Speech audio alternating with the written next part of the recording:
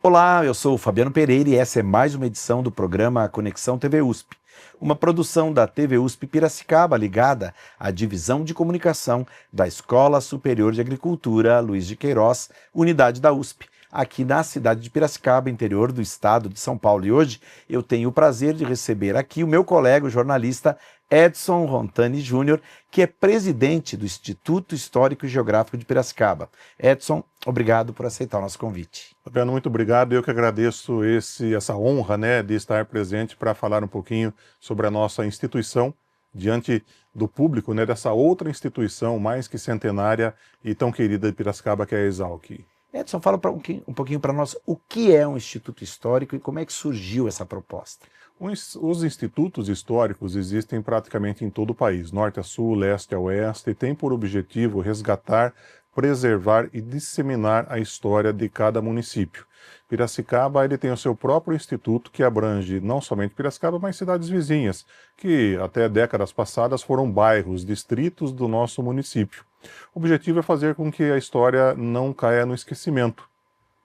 O papel principal é através de meios como jornais, produtos audiovisuais, filmes de celuloide, Super 8, VHS e DVD, resgatar uma história passada, porque nós vivemos, a vida é um eterno reciclar. As pessoas vão e vêm, a sociedade muda, os fatos do passado nos ensinam, inclusive, a não cometer erros no futuro. Então o objetivo disso é resgatar toda a história, seja com documentos para teses, muitas vezes de mestrado, doutorado, pós-doc, teses criminais, teses religiosas, inclusive, e outros assuntos que ajudem a população de Piracicaba e região a ter um registro.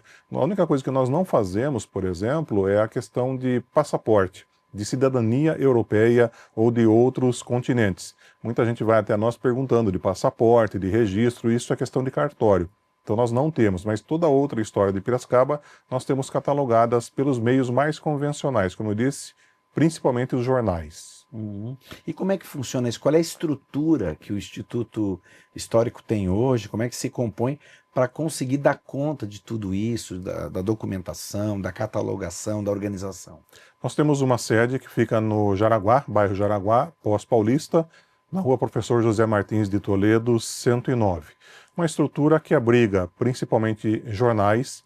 Nós temos jornais de 1882, que é o jornal Gazeta de Piracicaba, não o atual, o antigo, que tem uma ligação com o Barão de Resende, de 1882 até 1936. Todo o acervo do Jornal de Piracicaba, do jornal O Momento, o Diário de Piracicaba, a Folha de Piracicaba, temos os jornais impressos. Por quê? Porque ali está o registro diário da sociedade piracicabana. Com o passar do tempo, nós recebemos outros objetos, entre eles, principalmente filmes, papéis, fotografias, os antigos retratos, revelados, e o nosso desafio hoje é fazer com que não a pessoa vá até o nosso estabelecimento, o nosso local. Por quê? Muitos jornais, como eu disse, jornal de 1882, ele já está esfacelando. Então, se alguém for manusear, com todo cuidado, luva, máscara, gorro, ele vai acabar rasgando. Como já está alguns, inclusive, já estão alguns que foram restaurados com durex. Isso também ajuda a corroer com o tempo.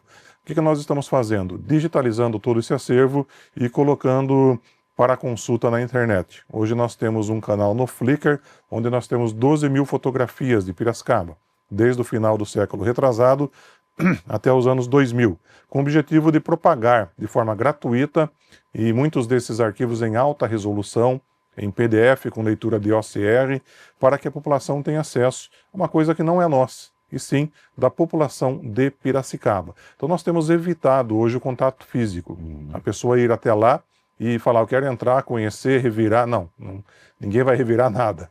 Primeiro que a gente é feita uma ficha de solicitação do que a pessoa quer, para ver se nós temos no nosso acervo também. Nosso acervo ele não é totalitário da história de Piracicaba, ele tem uma certa limitação. Outro dia nos procuraram sobre os varejões de Piracicaba. As referências são de jornais. Nos procuraram sobre a inauguração de uma escola de Anhumas, décadas atrás. Temos que procurar em jornal. Então o que acontece? Você vai ter que ler lá, página por página, tendo uma referência. Essa escola surgiu em 1976. O jornal é referência daquele fato cotidiano de Piracicaba. Perfeito. Agora, qual é a estrutura, com qual estrutura o Instituto conta hoje para poder dar conta de tudo isso? Porque é um acervo considerável, né? Sim, eu costumo dizer, inclusive, que ali nós temos amigos e inimigos. Inimigos são traças, cupins, né? Eu não sou de colocar, por exemplo, um livro, um arquivo histórico numa gaveta. Afinal, traça e cupim não tem cérebro, né? Só vai comer o produto para se alimentar, etc. e tal. Então a gente tem que ter uma preocupação com a preservação, com a climatização, né? Com a não exposição a raios infrasolares, né? A raios que vêm do dia a dia, dos fatores climáticos. Então o objetivo nosso é preservar toda essa história de forma catalogada, de forma individualizada, tá? É um trabalho cansativo, porque o Instituto ele não remunera os seus membros, não remunera os seus diretores. São todos voluntários que amam Piracicaba. Hoje nós temos 60 membros efetivos, praticamente todos nascidos ou que adotaram Piracicaba, mas que amam o município, através de publicações, de registros históricos, de tradição familiar, né? Então o foco nosso de toda essa manutenção é preservar isso para o futuro. Tá? Nós não pegamos um jornal e plastificamos, não pegamos um jornal e recortamos. Nós tendemos a ir principalmente para a questão da digitalização, da informática disponível hoje. Nós, como eu disse, do Flickr, nós temos consultas, inclusive, não somente em Piracicaba. Chegamos a 2 milhões de consultas através dessa plataforma, que são vistas na Inglaterra, com certeza de brasileiros que colocaram ali no Google uma pergunta, uma verbete, né? Nós criamos também vamos dizer assim, uma cópia do ChatGPT, que é o InyoChat, onde você coloca as informações que você busca ter como referência naquilo que você busca. Perfeito. Agora, tudo isso, então, hoje é feito, todo esse trabalho de digitalização, catalogação, tudo isso é feito por voluntários? Exatamente, principalmente por aqueles membros que compõem a diretoria do Instituto Histórico e Geográfico de Piracicaba. E parece que o Instituto ele é um imã, porque ele atrai o interesse de famílias que às vezes têm um acervo individual sobre uma personalidade, um político, um cantor, um músico, e quando ocorre o falecimento de membros da família, eles acabam sendo doados para o nosso Instituto, o qual a gente preserva na medida do possível e faz a catalogação, o registro, né, principalmente do acervo em tridimensional, né, ou de coisas como eu disse para você, fotografias, etc. e tal. Então é muito importante isso, porque isso tudo é uma história de Piracicaba, não compete somente a uma pessoa. Piracicaba tem diversos centros catalográficos individuais, familiares, né? Só que muitas vezes são feitos de forma de portas fechadas, né? Se Rocha Neto, um grande estudioso do futebol, tivesse deixado na sua residência esse material, ninguém teria acesso, né? Teria acesso somente aos livros que ele publicou. Isso foi doado para o Centro Cultural Marta Watts, que fechou as portas, mas parece que vai ser destinado para uma outra instituição aqui de Piracicaba. Então o objetivo é propagar isso e dar conhecimento à população, à sociedade civil. Perfeito. Estamos chegando aí aos 58 anos, é isso, da entidade. Quais são os grandes desafios do Instituto Histórico para o presente momento? Nós já estamos com 58 anos e um mês, praticamente. Tá? O desafio principal hoje é você lidar principalmente com a geração que já nasceu diante do celular, né? Nós publicamos livros físicos, 3 a 4, 5 mais ou menos por ano, sobre a história de Piracicaba. Nosso desafio é fazer com que essas pessoas leiam esses livros. É claro que esses livros são publicados também na versão digital, em PDF, uma espécie de e-book, não é uma edição específica da versão digital, é simplesmente a versão que foi para a gráfica no formato PDF. Isso dissemina mais a sua propagação, a sua leitura, totalmente gratuito. Tá? O principal desafio também que eu vejo hoje é fazer com que a geração que hoje está na faixa de 20 anos se interesse por aquilo que nós estamos fazendo. Nós temos membros hoje na faixa de 50, 70, 80, 93 anos. Estou falando de uma faixa bem já avançada, que com o tempo se vai. Todo mundo vai falecer um dia. Nós precisamos de renovação, só que precisamos, logicamente, do interesse dos jovens em manter essa bandeira em pé. Só que o que acontece? O jovem de 16, 18 anos, ele não tem história ainda, não tem bagagem cultural, ele vai adquirir isso quando tiver com seus 40, 50 anos, vai relembrar de um fator passado, de uma música antiga, de um fato familiar que o traga uma certa memória afetiva, e com isso aí sim ele vai ter esse despertar do preservar a história do passado. Então esse é um desafio grande, principalmente na questão de leitura. Hoje você vê por aplicativos de redes sociais que a leitura é super rápida. Já me informei. Não é por aí, né? Se você pega uma página inteira de um jornal, Estadão, ou um livro inteiro, por exemplo, você vê que se aprofundou num abismo que você não conhecia, que você pensava que era uma superfície, mas ele tem um espaço muito longo até o seu fundo. E como é que funciona a questão do financiamento para manutenção disso, Edson? Nós temos duas frentes, uma parceria com a Prefeitura Municipal, através da Secretaria Municipal de Ação Cultural, que celebra um convênio anual para a publicação de livros e também para a otimização de preservação desse acervo. A outra fonte de renda é uma contribuição anual dos membros. Como eu disse, são 60 membros que ajudam, e com isso a gente tem outras atividades que não sejam para a publicação de livro. Temos o gasto, nós temos uma residência, temos uma casa cedida pelo Poder Municipal, onde nós temos conta de água, conta de luz, manutenção, enfim. Então a gente precisa dessa fonte de renda. Nós também aceitamos, obviamente, doações, não somente material histórico, mas também doações financeiras, porque se morre o Instituto, nós não temos onde deixar hoje um livro de 1840, um jornal de 1882, e isso de forma alguma poderia cair, por exemplo, numa caçamba de entulho, num projeto de reciclagem, porque ali está a história de Piracicaba. Eu comento muito, os jornais que nós temos lá, prateleiras e mais prateleiras, ele tem o seu bem material, mas ele tem um bem intangível, porque ali naqueles jornais, nas linhas, nas entrelinhas, estão vidas, estão falecimentos, estão tentativas de assassinato, ou assassinato como Almeida Júnior, que foi retratado nos jornais de Piracicaba. Nós temos ações políticas sociais que modificaram Piracicaba, né? Nós temos o resgate, por exemplo, do bonde da Exalc, Avenida Pádua Dias, como que surgiu tudo isso, então está ali. O principal papel nosso é tentar preservar isso daí. Nós temos diretorias que se renovam a cada 2 anos.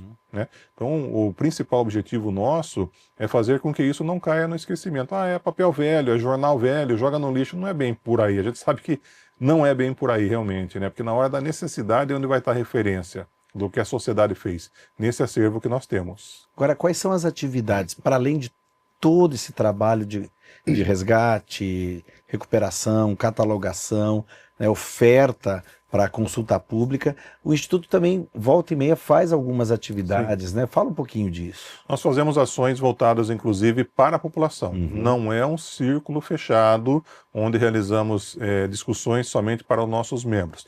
Todos os eventos são abertos ao público e gratuitos. E é uma carga de conhecimento imensurável. Nós tivemos, esse ano, só para você ter noção, a questão da Boys, uma discussão sobre a questão da Boys.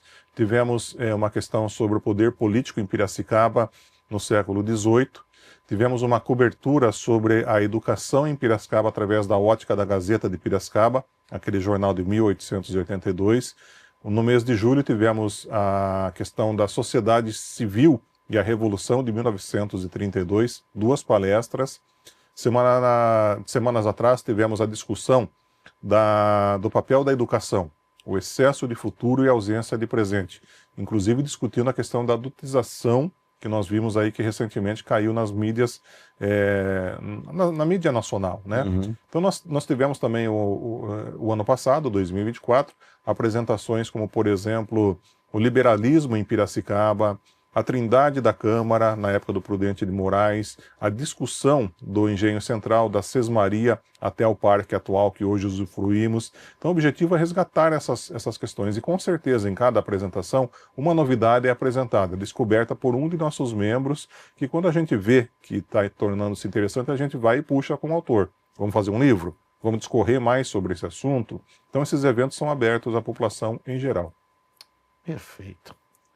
Conexão TV USP, hoje conversando com o jornalista, presidente do Instituto Histórico e Geográfico de Piracicaba, Edson Rontani Júnior, vai para um rápido intervalo, mas volta já, não saia daí.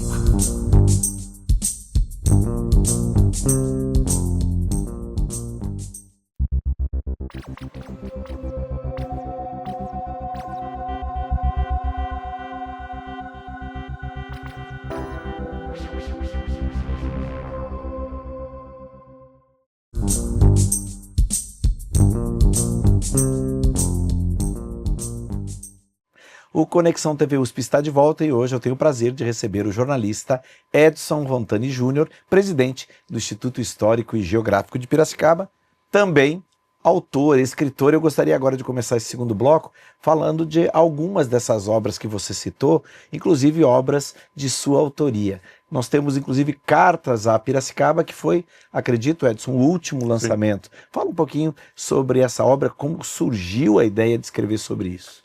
O livro Cartas a Piracicaba, na verdade, ele é um testamento meu, da minha família, para Piracicaba. O que é Cartas a Piracicaba? São poesias, poemas? Não, são relatos dos piracicabanos fiéis, inclusive fidedignos, naquilo que a gente chamou de Revolução Constitucionalista de 1932.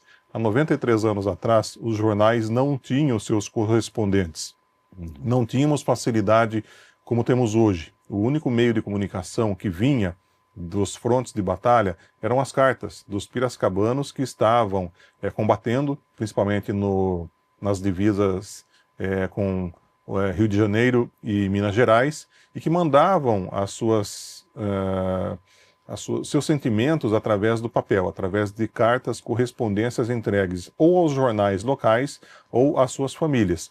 Então, Cartas a Piracicaba faz um relato de algumas dessas milhares de cartas que vieram de piracicabanos que morreram, mas que mandaram alguma coisa para os seus familiares, de algum relato pessoal, de algum relato sobre o combate nessa revolução e assim por diante. Em contrapartida, no meio do livro, eu cito, logicamente, personalidades que combateram através de depoimentos de seus familiares, cito como que Piracicaba vivia na época, cito, por exemplo, a construção do monumento ao soldado constitucionalista na Praça José Bonifácio, uma obra do Lélio Colutini, o mausoléu no Cemitério da Saudade, e assim, é um livro sobre a Revolução de 32.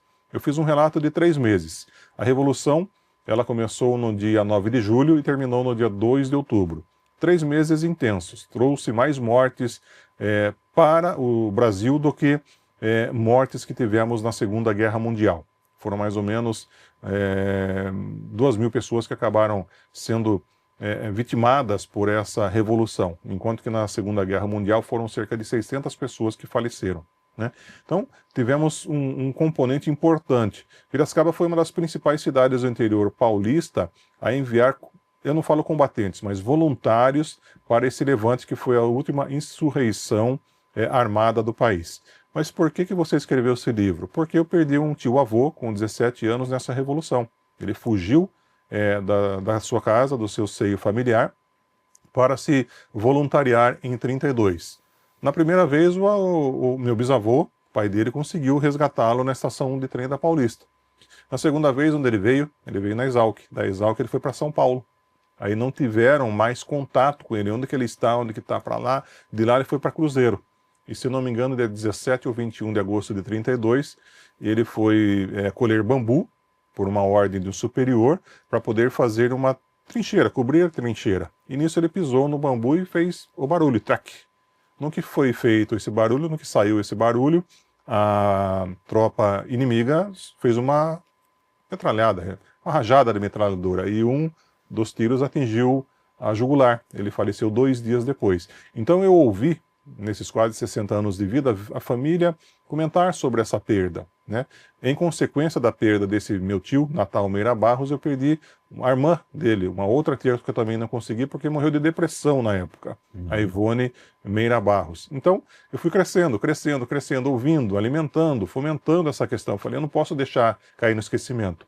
Criei um blog no início, um perfil no Facebook, depois que nós criamos o livro Cartas a Piracicaba, que traz, inclusive, se você me permite, Claro. referências à Exalc. Nós temos aqui na página 200, uma fotografia da Zenaidinha, a Zenaide Camargo de Nogueira de Lima, filha do Sebastião Nogueira de Lima. Ela foi a princesa, a rainha, na verdade, dos estudantes da escola agrícola, que ainda não era Exalc USP, né? Ela foi rainha dos estudantes, saudando, inclusive, os voluntários com uma bandeira e uma acompanhante segurando uma sombrinha. Uma foto bem icônica aqui da participação da escola agrícola, então escola agrícola, nesse levante de Piracicaba. Muito importante esse relato, pelo menos do meu ponto de vista. Fica como doação de um sentimento para Piracicaba, para consultas futuras, inclusive.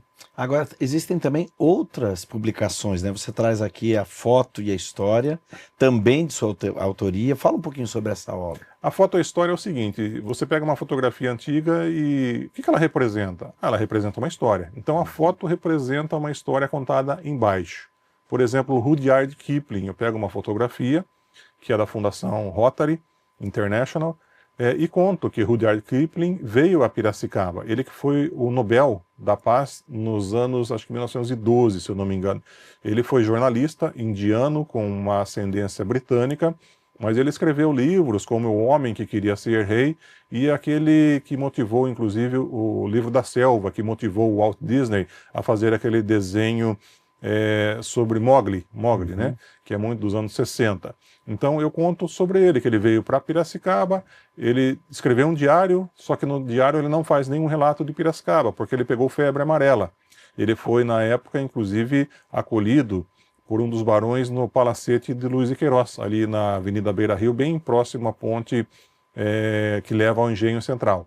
Fatos curiosos, não falo do Comurba, não falo do nascimento de Piracicaba, mas fatos curiosos. Olha, você sabia, por exemplo, que na Praça Tibiriçá, que fica ali na Rua Féri José Caetano, foi um cemitério indígena, depois foi construído uma delegacia e depois foi construído o quartel-general da Revolução de 32 e hoje a Escola Moraes Barros. Fatos curiosos que acabam caindo no esquecimento, que para muita gente é uma descoberta. É como descobrir o ovo de Colombo, mas a história está ali. O objetivo é contar com pequenas palavras, com pequenos parágrafos, uma história, às vezes, desconhecida de Piracicaba. Agora, Edson, você citou que essas publicações elas estão disponíveis em papel, mas também no formato digital. Como é que funciona para quem tem interesse pelo assunto, gostaria de adquirir alguma dessas obras, ter acesso? Como é que funciona isso? Entra no nosso site, ihgp.org.br, tem lá uma solicitação, ou um ícone do WhatsApp. Só mandar uma mensagem lá, a pessoa pode retirar o livro. Nós não conseguimos enviar o livro para todo o Brasil, até porque é por causa da postagem, que tem um custo, etc. e tal, mas estando disponível ali na quantidade que nós temos, inclusive um acervo para doação, a pessoa pode solicitar e retirar em nossa sede. Tá? Eu comento um outro livro que nós lançamos ano passado, do Fábio San Juan e Romualdo Cruz, que é a Modernidade Caipira, que é um livro comemorando-se os 100 anos da Semana da Arte Moderna de 1922. Mas você vai falar só sobre os modernistas? Não, nós vamos falar sobre os passos que os modernistas deram aqui em Piracicaba. É muito importante, pelo menos 10 desses modernistas tiveram um vínculo com Piracicaba. Um foi casado com uma piracicabana, outro viveu na casa aqui de Piracicaba, onde hoje é o Senac, ali na Santa Cruz, com o Dr. Otávio Teixeira Mendes. Eu não vou entrar em detalhes, porque compete a curiosidade do nosso telespectador poder pegar esse livro. Eu tenho lá, inclusive, se eu não me engano, acho que 60 edições que estão disponíveis para doação. Eu acho que é muito importante isso, porque esses livros, essas descobertas dos autores levam a outros caminhos. Podem ser usados em teses, como eu disse, em TCC, em vários setores, né? Na área de arquitetura, na área de história, na área de civil, criminal, etc. e tal. Enfim, é muito importante. E essas descobertas são feitas como? Lendo, com certeza os autores leram a Revista do Brasil, que Monteiro Lobato escreveu, leram outras referências da época da Semana de Arte Moderna, e assim por diante. E nós queremos, com esses novos autores, resgatar inclusive expoentes novos, como eu disse, Fábio San Juan, Romualdo Cruz, são expoentes que estão aí, um é professor de arte, o outro é jornalista, que tem um viés que nós não temos, que enxergam aquilo que a população em geral não enxerga, mas que tem acesso, inclusive, a uma fonte de informação muito preciosa. Perfeito. Você citou no primeiro bloco, eu gostaria só de reforçar, quais são os canais que o Instituto disponibiliza para que a população tenha acesso a tudo aquilo que é promovido, as atividades abertas ao público, também acesso ao acervo. Você falou do Flickr, falou do WhatsApp, do site. Fala um pouquinho para quem está nos assistindo, onde pode encontrar. O institucional ele está no site ihgp.org.br. O social você vê no Facebook e no Instagram, IHGP Piracicaba. Então tem 2 P's na sequência. IHGP Tudo junto. Piracicaba, exatamente. É o perfil nosso no Facebook e no Instagram. Temos o YouTube, tá? O YouTube tem alguns resgates de VHS, de DVDs antigos, de filmes de celuloide, de filmes de Super 8, que nós colocamos de quinta-feira a cada 15 dias. Uhum. Então tem um filme novo, um vídeo novo estreando. Semana passada entrou um filme sobre o cururu, a cantoria de cururu na Praça José Bonifácio, que tivemos nos anos 90, que também é uma tradição histórica. Tá? Então nós somos ecléticos, não pegamos somente uma questão. Nós, se você me permite, nós em breve, agora setembro e outubro, estaremos estreando o podcast através de um aplicativo de rádio e também um videocast através do YouTube, para expor esses novos pensamentos. Né? Eu sou de uma geração que viveu nos anos 80. Então, por exemplo, eu gosto de ver fotografias antigas do shopping, inauguração do Shopping Center Piracicaba, do movimento Salve o Rio, do que mais? De inauguração de outros shoppings, nós tivemos o Shopping Cidade Alta, Shopping Ziliate e Paulistar. Então a gente fala, pô, mas só temos isso? Não, a gente tem um pouco mais. Ninguém lembra-se, Fabiano, por exemplo, do Sambódromo de Piracicaba, que foi construído aqui entre 1998 e 2001. Ele ficava na Estação da Paulista, igual o Sambódromo que nós temos no Rio de Janeiro e São Paulo. Então, assim, quem viveu, quem subiu naquelas arquibancadas, ao ver as fotografias vai lembrar, vai tirar aquela massa cinzenta, vai dar uma chacoalhada na massa cinzenta e falar, nossa, eu fui lá com, como eu disse para você, o objetivo de resgatar a emoção afetiva das pessoas, né? A memória afetiva das pessoas. E quando a gente põe no Instagram uma fotografia antiga, a gente vê, nossa, eu lembro, eu comprei, eu fui aí com minha falecida mãe, minha primeira namorada eu encontrei nesse local. Então essas recordações são gostosas. É claro que é legal você pegar uma fotografia de Prudente de Moraes, mas nós não vivemos. É uma nostalgia diferente. Então nós procuramos resgatar, por exemplo, fizemos um memorial dos 50 anos, 74 a 2024, em comemoração aos 50 anos da Tribuna Piracicabana, onde na primeira edição nós colocamos a instalação do Visconde, aquele avião que ficava no zoológico. Muita gente comentava, nossa, eu entrei no avião, servia lanche, passava filme.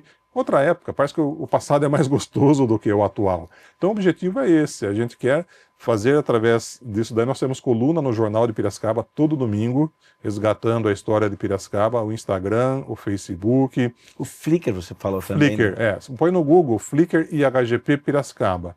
12 mil fotografias digitalizadas.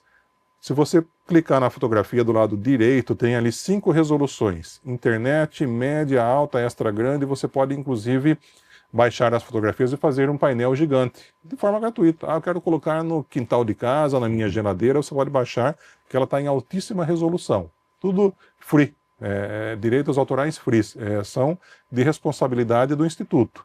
Tá? Então pode ser feito, claro que a gente pede que as pessoas que usarem publicamente citem um ponto de referência. Já foi falado em diretoria, reunião de diretoria, de colocar uma marca da água. Eu sou contra, tanto que eu não coloquei. Porque daí perde um pouco o objetivo. Ah, mas a propagação. Propagar uma coisa que não é nossa é do povo, então está ali à disposição. Né?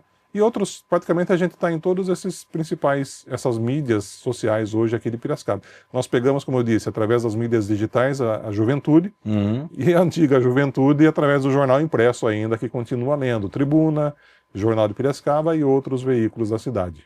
Perfeito. Edson, mais uma vez, muito obrigado por aceitar o nosso convite e parabéns pelo trabalho. Agradeço, viu, pela atenção e o Instituto é de Piracicaba, tá? Está à disposição para todos, toda a contribuição é bem-vinda. E eu agradeço também a você que nos prestigiou em mais essa edição. Lembrando que as suas contribuições são muito importantes para nós.